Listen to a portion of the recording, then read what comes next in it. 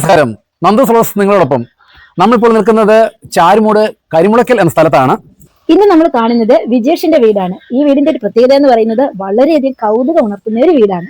ഇവിടുത്തെ കുറെ വിശേഷങ്ങൾ നമുക്ക് കാണാനുണ്ട്. ആ വിശേഷങ്ങൾ എന്തൊക്കെയാണ് ഇവിടെ ഉള്ളത്? അതായത് എല്ലാം വണ്ടിയുടെ പാർട്സുകൾ കൊണ്ടാണ് ഇവിടുത്തെ ഫർണിച്ചറുകളെല്ലാം നിർമ്മിച്ചിരിക്കുന്നത്. അതാണ് നമുക്ക് കണ്ടു തന്നെ നോക്കാം. ആദ്യമായിട്ട് നമ്മളിവിടെ കയറി വരുമ്പോ ആദ്യം കാണുന്നത് ഒരു ലെറ്റർ ബോക്സ് എന്നും പറഞ്ഞാണ്. ഈ ലെറ്റർ ബോക്സ് നമുക്ക് തുറന്നു നോക്കാം. എന്താ കണ്ടില്ലേ? ഇത് നമ്മുടെ വണ്ടിയുടെ പെട്രോൾ ടാങ്ക് ആണ്. നാട്ടിൽ നിന്നും മാഞ്ഞു പോയിട്ടുള്ള ഒരു സംഭവമാണ്. ആട്ടുകല്ല്, അരകല്ല്. അതിന്റെ ബോളിൽ വെച്ചേക്കുന്നതാണ് ഇത്. എന്തായാലും ഒരു പ്രത്യേകത തന്നെയായി വീടിന്. ഈ ചെടി നല്ല രസമുണ്ട് കാണാൻ. കയറി വരുന്നവർക്ക് ഇരിക്കാൻ ഇതിന്റെ വാതിൽ നമ്മൾ വെച്ചിട്ടുണ്ട്. ഒരു വണ്ടി ഇങ്ങനെ കയറി ഇവിടെ ഇരിക്കാം. അടിപൊളി. എന്തോ സംഭവം മനസ്സിലായോ നിനക്ക്? അതൊരു കാറിന്റെ ഫ്രണ്ട് ഭാഗമാണ്. അതെ അതെ, ഫ്രണ്ട് ഭാഗത്ത് അതിന്റെ എഞ്ചിനെല്ലാം എടുത്ത് മാറ്റിയിട്ട് ബാക്കി ഉള്ള ഭാഗത്ത് അത് അവിടെ സീറ്റ് ആക്കിയേക്കാണ്. അടിപൊളി. യമഹയുടെ ഒരു ബൈക്കാണിത്. യമഹയുടെ വേറൊരു മോഡല് RX100 D250 ക്ലാസിക്. ഇതും SD റോഡ് കിങ് ആണ്. ഇതാണ് നമ്മുടെ റോയൽ എൻഫീൽഡ്.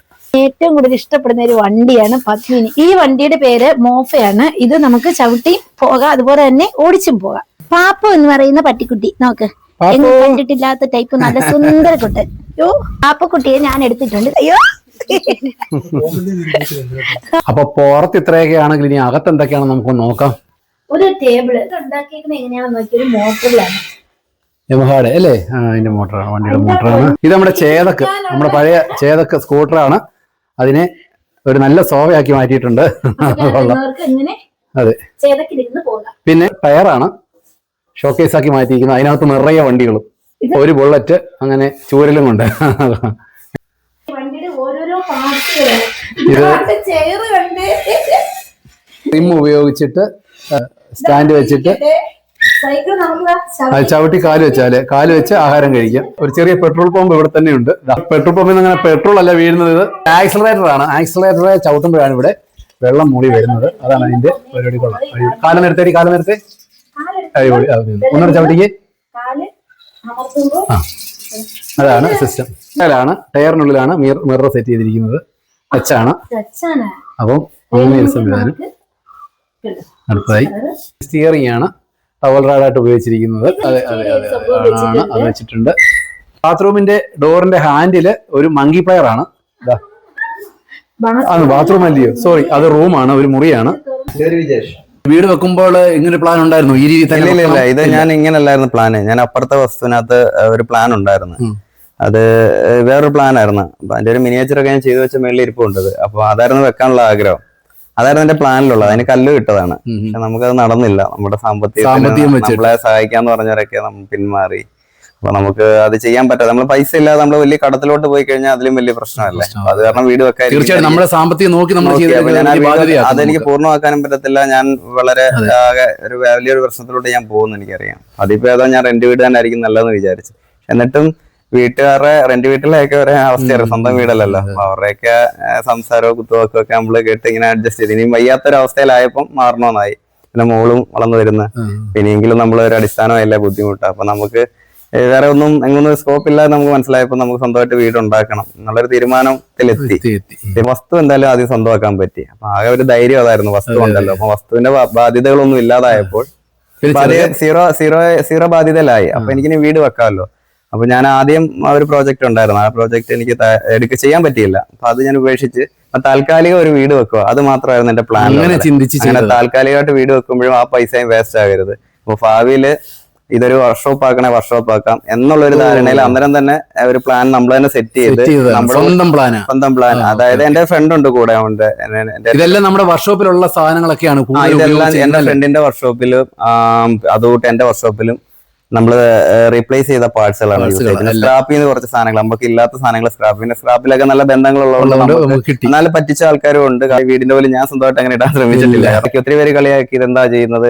ഞാൻ ആദ്യമേ എല്ലാവരും കുറെ ആൾക്കാരോട് പറഞ്ഞൊരു വർക്ക്ഷോപ്പ് പണിയാന്ന് പറയും. വീടാന്ന് പറഞ്ഞാൽ അംഗീകരിക്കില്ല. ആർക്കും സ്റ്റാർട്ടിങ്ങില് ഇതിന്റെ ഫൗണ്ടേഷൻ കിട്ടിയപ്പോ ഇതിന്റെ ഷേപ്പ് ഒക്കെ കണ്ടപ്പോ ഒരിക്കലും ഒരു വീടാന്ന് ആർക്കും തോന്നത്തില്ല. ഇതൊരു പ്ലാൻ ചെയ്ത് ഇന്നടുത്ത് ഇന്നത് വരണം, ഈ സെറ്റ് പോലെ ഈ പോർഷനിൽ വരണമെന്നൊന്നും നമ്മൾ ചിന്തിച്ചിട്ടില്ല. ഇത് സെറ്റ് ചെയ്ത് ഇതൊരു 680 സ്ക്വയർ ഫീറ്റ് വീടാ.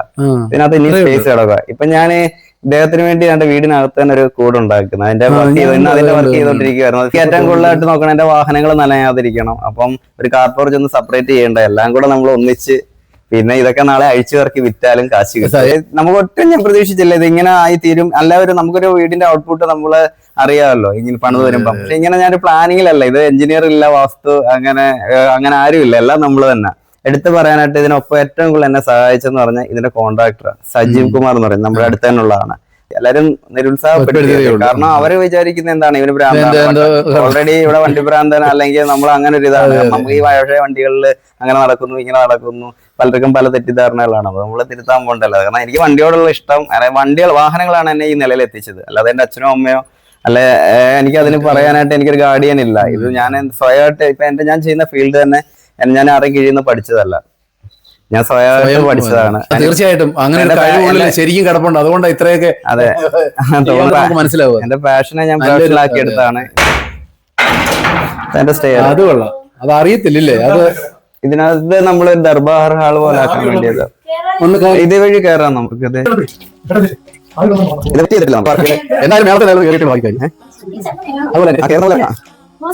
അടിപൊളി. ആ കാണുന്ന വെന്റിലേഷൻ ഗ്ലാസ് വണ്ടിയുടെ അല്ലേ? വണ്ടിയുടെ നമ്മുടെ സ്ലൈഡിംഗ് ഗ്ലാസ്സാ. സ്ലൈഡ് ഓപ്പൺ ചെയ്യാൻ പറ്റുന്നതാണ്. അത് ടാറ്റ ഏസിന്റെ ബാക്കിലത്തെ ഇതെല്ലാം നമ്മൾ കയറാത്തോണ്ട് ചില എല്ലാം വണ്ടി ഇല്ലേ ഇങ്ങനെയാണ് ഓപ്പൺ ചെയ്യുന്നത്. ഇത് ഇവിടുത്തെ ഒരു മറ ആയിട്ട് നമുക്ക് തോന്നി. ഇതൊരു ബൗണ്ടറി ആയിട്ടാ തോന്നുന്നത്. സ്റ്റെയർ ഉണ്ടെന്ന് ആർക്കും അറിയത്തില്ലല്ലോ. ഇതിന്റെ മേളിൽ കയറുന്ന സ്റ്റെയർ ഇതാണ്. ഇതൊരു ബെഡാ, അത് നമ്മൾ സെറ്റ് ചെയ്തിട്ടില്ല, കുട്ടികൾക്കൊക്കെ കിടക്കാൻ വേണ്ടിയേ. ഇതൊരു സ്റ്റെയർ ആണ്.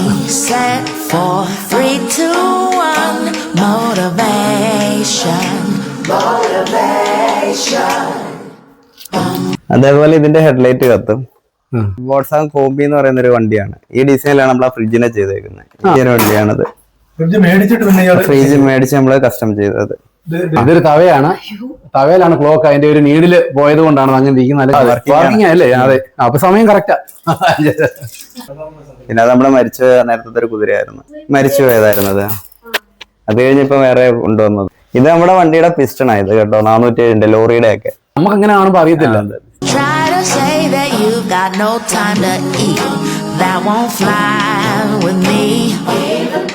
അപ്പോൾ നമ്മുടെ വിജീഷ് കുമാറിന്റെ വീടും ഇവിടുത്തെ കൗതുകകരമായ കാഴ്ചകളും എല്ലാം ഭയങ്കരമായിട്ട് ഇഷ്ടപ്പെട്ടു. എല്ലാം വണ്ടികൾ. അപ്പൊ ഇനി ദൂരെ എവിടെയോ പോയി എന്തൊക്കെയോ നമ്മൾ ഒരുപാട് കണ്ട ഒരു ഫീലിംഗ് ആണ് ഇവിടെ വന്ന് ഇത്രയും ചുറ്റളവിൽ റിസോർട്ടിൽ പോയ പോലെ. സത്യം വളരെ സന്തോഷമായി. ഇന്നത്തെ ദിവസം അടിപൊളിയായിരുന്നു. വളരെയധികം വിജയങ്ങളിലേക്ക് എത്തട്ടെ. കൂടുതൽ വെറൈറ്റികൾ ഉണ്ടാക്കാൻ സാധിക്കട്ടെ. തീർച്ചയായിട്ടും പുതിയ വെറൈറ്റികൾ എത്തിക്കാൻ മാക്സിമം ശ്രമിക്കാം. തീർച്ചയായിട്ടും. ഓക്കെ.